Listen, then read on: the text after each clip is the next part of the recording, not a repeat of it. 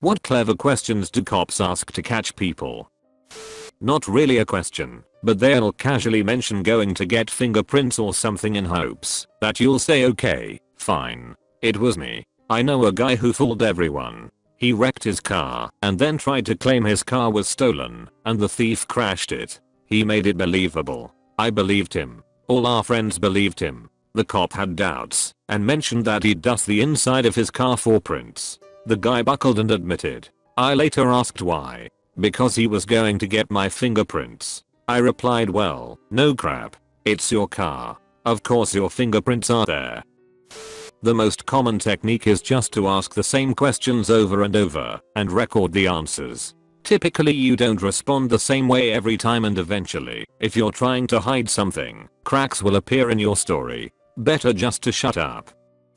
I had a cop pull this devious tactic on me at a DUI checkpoint. Note, I don't drink alcohol at all. So, he's asking the usual questions. Where are you coming from? Work. Where are you going? Home. How long have you worked there? Etc, etc, and then he suddenly gets all casual and says, well, if you are drunk, you sure fooled me. I thought it was an odd thing to say, and I know to be careful what I say to a cop because of the tricks they use, so just to be safe I didn't say anything.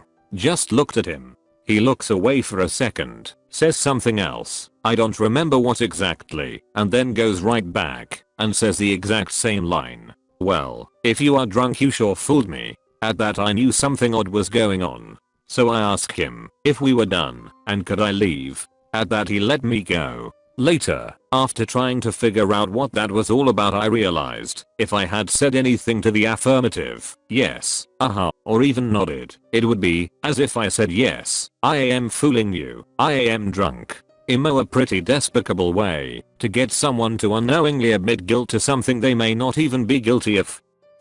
I was once pulled over for not wearing a seatbelt, even though I clearly was. He then asked, are you calling me a liar? Cool. I say yes, and I don't know what kind of trouble I'm in. I say no, and I get a ticket, even though I'm wearing a seatbelt. I just replied with I'm wearing a seatbelt. And of course he wasn't happy about that either. I just don't like his initial question to which there is no correct answer.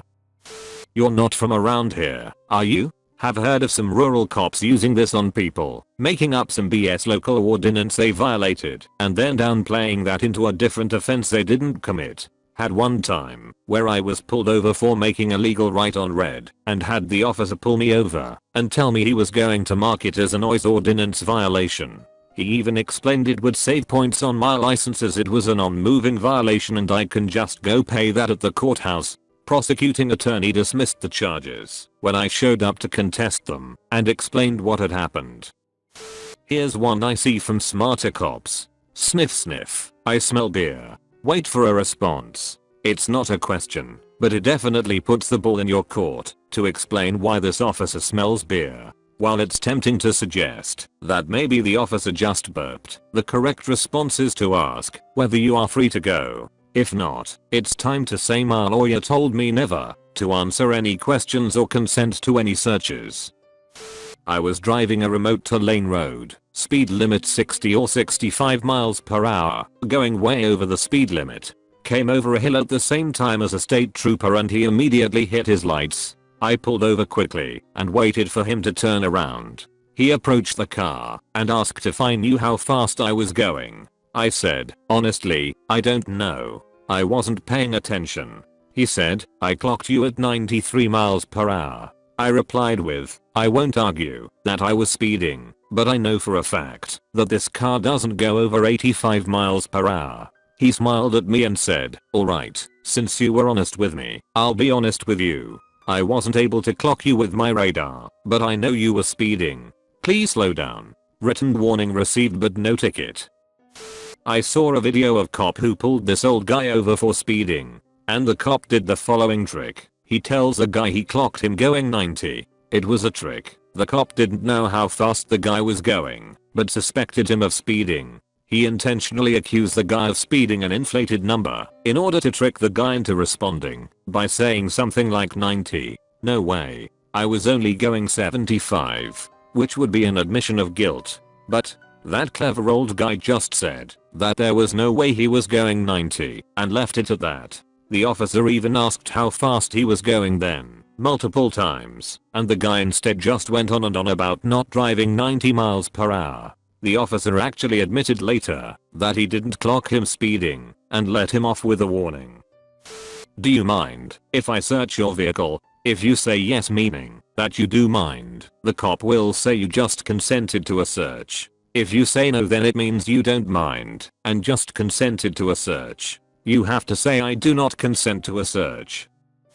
This is really important. Officers are pros at making you self-incriminating yourself. I tell my friends this all the time. The first thing I learned in undergrad law classes, and being a black woman, is that when you're stopped or pulled over, cops are not trying to make small talk with you. They are simply trying to get more information by doing the whole good cop bad cop thing. They make you think they are on your side and making small talk, and they are trying to get more evidence or incriminating statements from you. Here's the best example. A pair of officers pull you over for suspected drinking and driving and asks how many drinks you've had tonight. Of course, you know what they are trying to do. At this point, one officer goes back and says, hold on, let me fill in the blank of some excuse to stall. The other officer stays at your car and seems like they are making small talk. Also, you could just not, be selfish and risk everyone's lives by driving drunk, but whatever, I guess. They ask you questions like, so, what did you have for lunch today? The more you eat, the more you can drink. Empty tummies equals less tolerance for alcohol. Are you in college? What organizations trying to judge your lifestyle? This is very prominent in small towns, college towns, and college areas. If you say you're a part of a notoriously party/rowdy organization, they can see that you are likely to be drinking at that time and or better at holding liquor than somebody else. You look like you lift or play sports. What do you do? Sounds cool. Tell me about it. If you lift weights or play something that builds muscle, you can handle more alcohol. If you do an activity that makes you skinny and speeds your metabolism, like running or ballet, you handle alcohol worse, but it gets out of your system fast. What y'all do today? Did you go to the event that happened earlier today? Might seem harmless because they're asking about an event that happened hours and hours ago, but it could be very telling about what you're up to now. Like maybe there's after parties or something. This one is also huge in college areas. What are you studying and or what do you want to do? College things. Certain majors attract certain people. Some majors people are more likely to know the law/their rights, so the cops need to step up their mind games. Hey, can I check your backpack? I was stopped because an officer saw me cut through a parking lot and thought I was about to graffiti a church. It was night and I was jogging in a black hoodie and black backpack to catch a bus, so I get the suspicion. The question was clever because I could have opened my backpack to demonstrate my lack of spray paint, only to reveal something else incriminating. I declined the inspection, even though I think I had only textbooks, notebooks, and maybe a laptop. Don't ever open the door for a cop. Ask for a warrant, make sure it's signed, the address is correct, etc. Have them slip it under the door or something similar.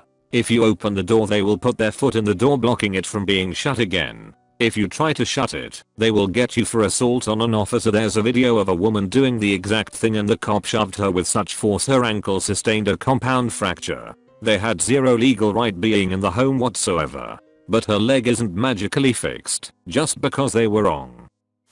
When not on a traffic stop, do you have any ID? This question is asked in order to get you to voluntarily give up your ID. Not a question, just some information. No matter what a cop claims, nowhere in the US are you ever required to perform the field sobriety test. That's the walk this line, follow the light with your eyes, stand on one foot and touch your nose type of test, and can freely refuse without legal penalty. If you are going to claim I'm wrong, please provide the relevant statute. Generally, they only include chemical tests after arrest.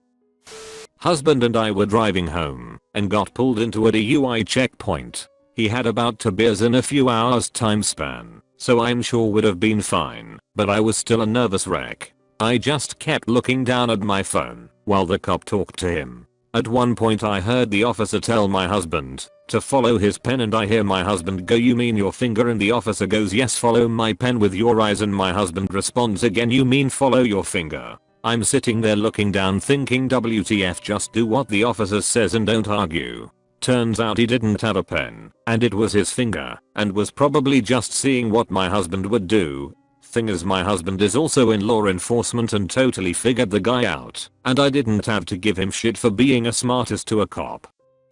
I got out of a ticket once by not letting the officer ask the first question.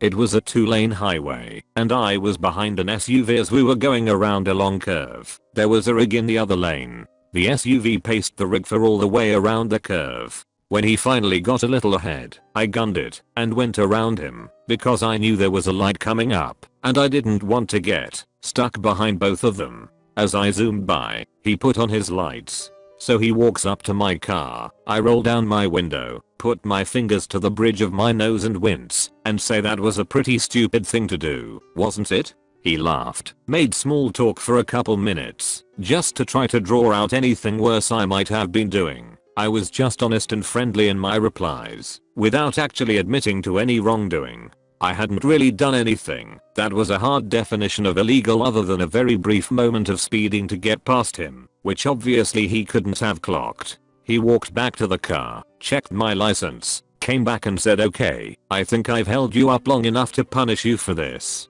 Keep the speed down, have a nice day." Overall, I've gotten out of it, or had the fine reduced on 2/3 of the times I've been pulled over, by being friendly and as honest as possible without directly admitting any wrongdoing.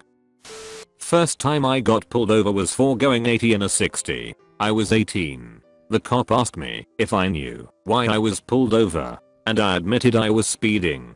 He gave me a warning and asked me to please stay within the speed limit. I'm 32 now, and I've only had one speeding ticket, driving to Florida from Utah to go to school, and the cop got me going down a hill 5 miles per hour over the speed limit between the Texas/Louisiana border. My wife hates talking about how I get warnings when she gets tickets for things like not signaling long enough before changing lanes, or turning right at a stoplight when it turned red mid-turn.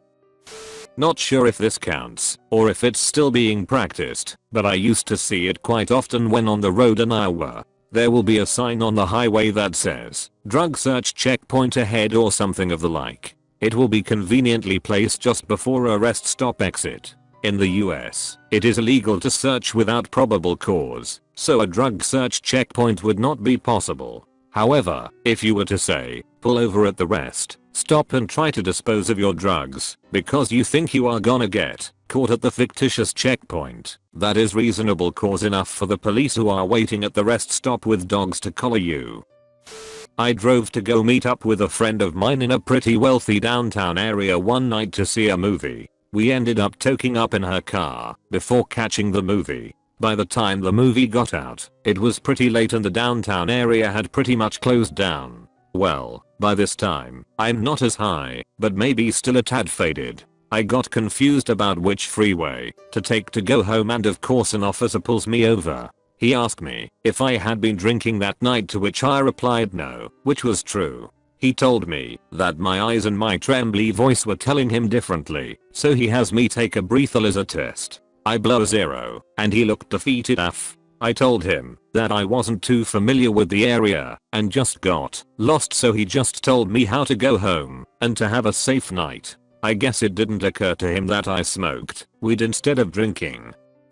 When I was 18, my friends and I got busted smoking a J. The cops were super nice about it. We gave them what they wanted, and we all ended up joking around, and they let us off with a drug diversion, like a what not to do with drugs and how to take them safely class. Although, we had about 4x more on us than we handed over, knowing they wouldn't search us if we complied. How much did you girls pay for this? If we told them how much we actually paid, instead of how much the stuff we got busted with was worth, we definitely would have gotten a court date. I think they were trying to see if we were stoned and would give ourselves up, but we hadn't even sparked the J yet. Well played. They've probably gotten a few people with that one.